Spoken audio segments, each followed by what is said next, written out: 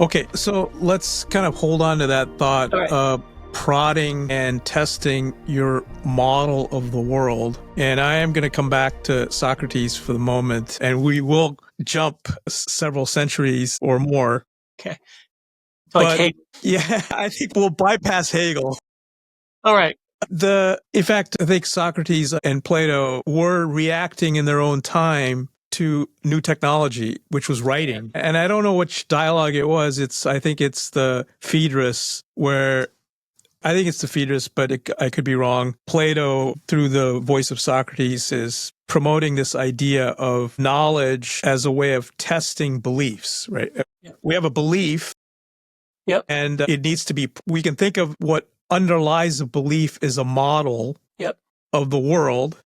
Yep. And what we need to do is to prod it, poke at it, through dialogue and argumentation. So Thrasymachus comes along and says, hey, justice. Socrates says, well, what is justice? And he says, well, justice is the rule of the stronger, or something like that. Yeah, right. And Socrates says, okay, what do you mean by that? It's a prodding of your belief to unpack. One of the characteristics of a model is the set of assumptions. You make assumptions. So at the very least, let's clarify what your assumptions are. Now, moving forward, Alan Kay. So what do we mean by a model? That's I guess so.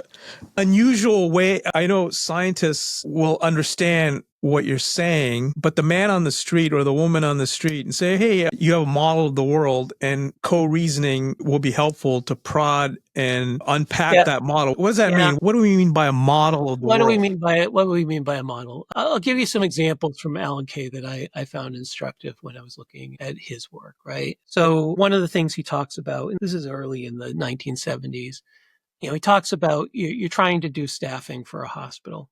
And so remember, this is before like Excel or VisiCalc or anything, right?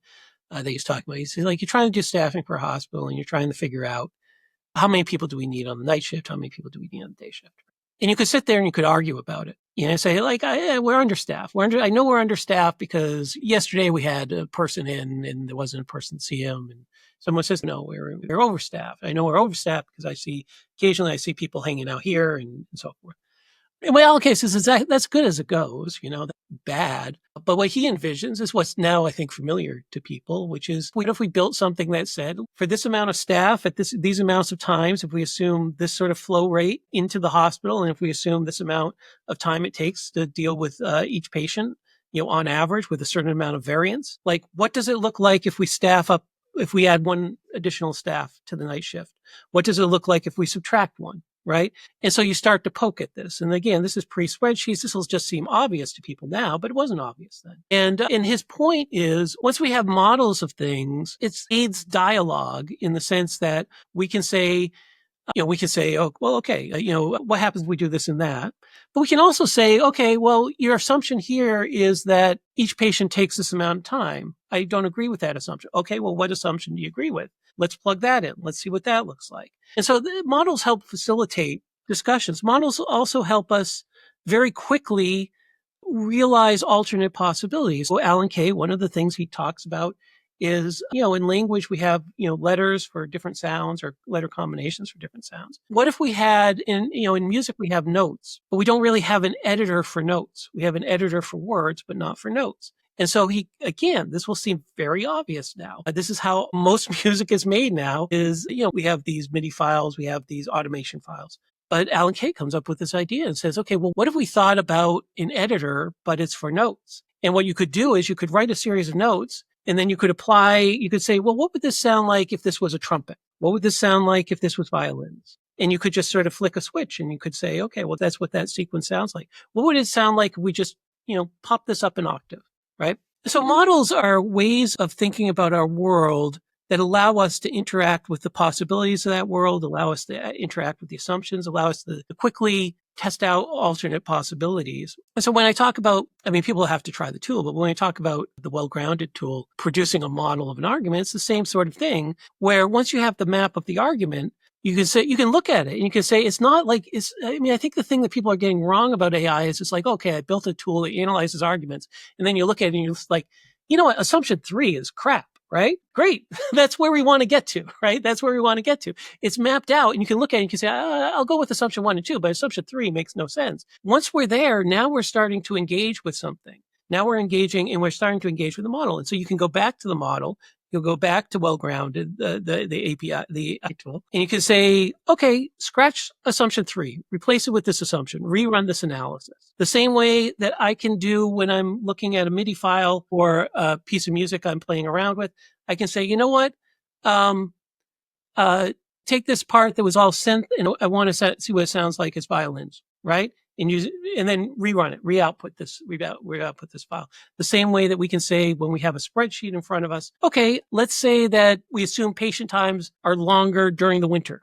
What does it look like during the winter? And so on, right? And once we're engaging with the model, we're doing interesting coding as a model, code as a model, right? You can do something in code, you do something when you're programming, you change the code and then you rerun the code. Okay, so if I could summarize a few of the strands that Sorry, I'm going pretty big here. I know. No, this is good. It's excellent. It's one of the ways I've been thinking about AI, particularly how I'm learning by interacting with AI. So let's put the spotlight on model thinking, which is integral to science. But, I think what you're doing is, as I understand it, extending that idea to pretty much all forms of thinking. It's not just scientific thinking, but model thinking is beneficial, maybe an integral part of reasoning.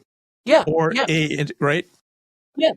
So what are the characteristics, as I understand it so far? Well, one characteristic is it helps to clarify our assumptions. Whenever we have a belief, a view of the world, there are a set of underlying assumptions. Thinking in terms of models helps us to clarify that. I do want to add one data point. If we were to ask a scientist, what is a model? One of the first things that they're likely to say, it's a simplified picture of the world, right? So what's a model of gravitation? We take something that's complex and simplify it. So for example, a model of gravitation starting off, we assume a planet is a point, right? That's an immense simplification. So one of the first steps in model thinking or developing a model is how am I going to take a complex phenomena and simplify it? Another theme that you mentioned, which is really important and very interesting, is it allows us to, I think your words were what if, right? What if thinking. And here, type of what if thinking is, if I make some small change, is the result nothing, a small change, or a big change? Big change, yeah. And model thinking allows us to probe that and understand that better. There are also thresholds and tipping points. Okay, so and there are other elements of model thinking. So we're on to this idea of co-reasoning.